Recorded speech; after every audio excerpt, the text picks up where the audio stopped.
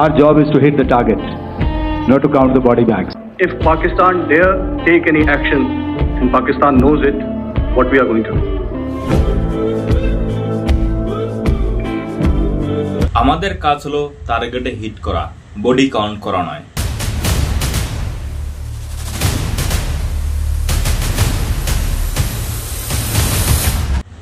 Indian navy তো ready ছিল, Karachi just এতটুকুর জন্য বেঁচে গেছে।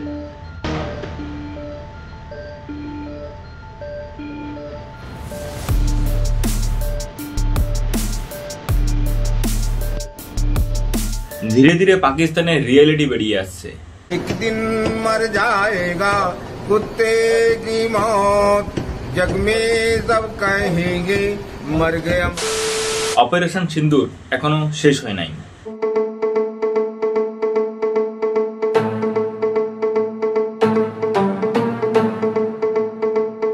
চলো আজকে ডকুমেন্টারি স্টাইলে রোস্ট করব। আজকে প্রেস কনফারেন্সের আগে আমরা ইন্ডিয়ানসরা ভাই মানে আমাদের কাছে এভিডেন্স ছিল না যে ইন্ডিয়া কতটা পাকিস্তানের ক্ষতি করেছে নাই করে, আমাদের কাছে প্রপার এভিডেন্স ছিল না। কিন্তু আজকে প্রেস কনফারেন্স হওয়ার পরে আমরা বুঝলাম इंडिया ছিল অড়া আর পাকিস্তানে ছিল बहन का। अभी मैं गाली नहीं दे सकता। नहीं, गाली नहीं देना। फैमिली देखती है, वरना मैं ऐसे गाली दूं, ऐसे गाली दूं ना, जिंदगी भर याद रखें ये बात। বললাম না।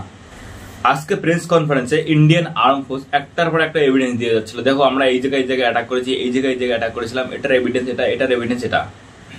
আর অপর দিকে যখন পাকিস্তান প্রেস কনফারেন্স করতেছিল তখন যে এভিডেন্স গুলো দিচ্ছিল না সেগুলো শুনে তোমাদের মাথা খারাপ হয়ে যাবে। ভাই এগুলো কোনো এভিডেন্স? তারা ইন্ডিয়ান নিউজ চ্যানেলের এভিডেন্স দিচ্ছিল। ভাই ইন্ডিয়ান নিউজ চ্যানেলকে ভাই আমরা বিশ্বাস করি না, আর পাকিস্তানের লোক ভাই সেই সমস্ত জিনিস এভিডেন্স হিসেবে ব্যবহার করছে। আরে ভাই কে গুন্ডা বানিয়ে গেলে তুই। শোনো, যারা বাংলাদেশ থেকে দেখতেছো বা দেখবে যদি ভিডিওটা ভাইরাল হয় তাদেরকে বলি, এই সমস্ত যুদ্ধের সময় একটা মিস ইনফরমেশন ওয়ার চলে যে আমরা দুশ্মন, যে আমাদের শত্রু, তাদেরকে কতটা মিস ইনফরমেশনের সাহায্যে আঘাত করতে পারি। তো এই সমস্ত এই মিস ইনফরমেশন ওয়ার ছিল। প্রত্যেকটা যুদ্ধের সময় মিস ইনফরমেশন ওয়ার থাকে, আর পাকিস্তানের লোক সেটাকে এভিডেন্স হিসেবে ব্যবহার করছে। ভারত যে সমস্ত জায়গায় অ্যাটাক করেছিল সেই সমস্ত জায়গার নাম আমাদের এয়ার মার্শাল বলেছিল, যে জায়গার নামগুলো তোমরা শুনে নাও।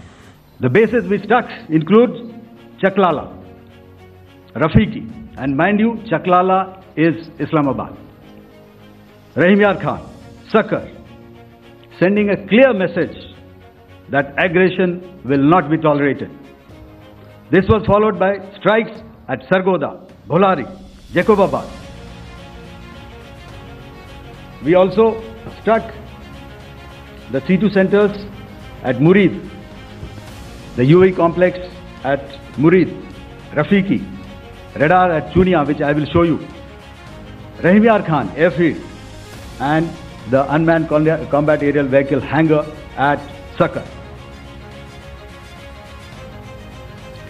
I would like to reiterate here that we have the capability to target every system at these bases and more. এবারে সেই জায়গাগুলোর ফুটেজ দেখে নাও।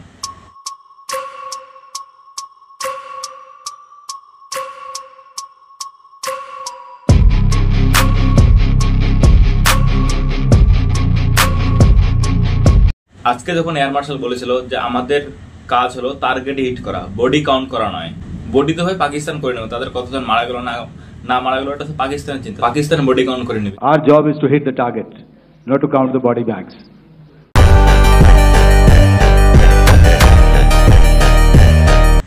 যখন আমাদের রিপোর্টার প্রশ্ন করতেছিল যে আমরা নাকি পাকিস্তানের ফাইটার জেটকে উড়িয়ে দিয়েছিলাম, তো এয়ার মার্শাল বলেছিল যে আমরা পাকিস্তানের ফাইটার জেটকে উড়িয়ে দিয়েছি ঠিকই, আমরা এই মুহূর্তে অফিসিয়াল নাম্বার বলতে পারবো না, কারণ এখনো অপারেশন সিন্দুর আছে।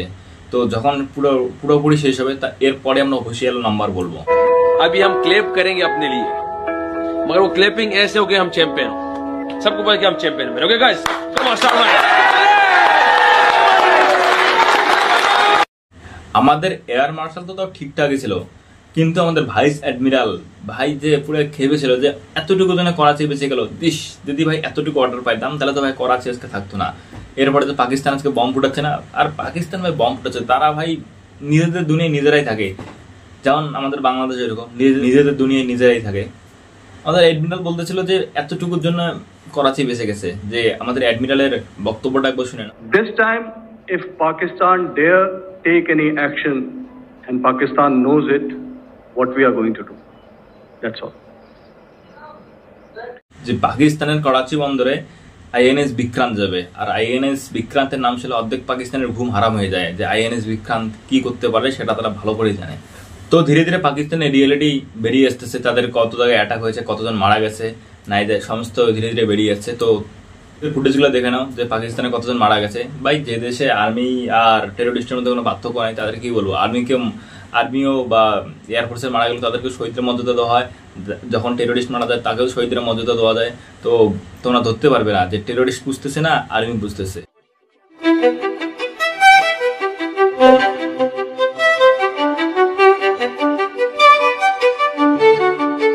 তো ভিডিও এতটুকুই, চ্যানেলে নতুন হলে সাবস্ক্রাইব করে দিও। বাই।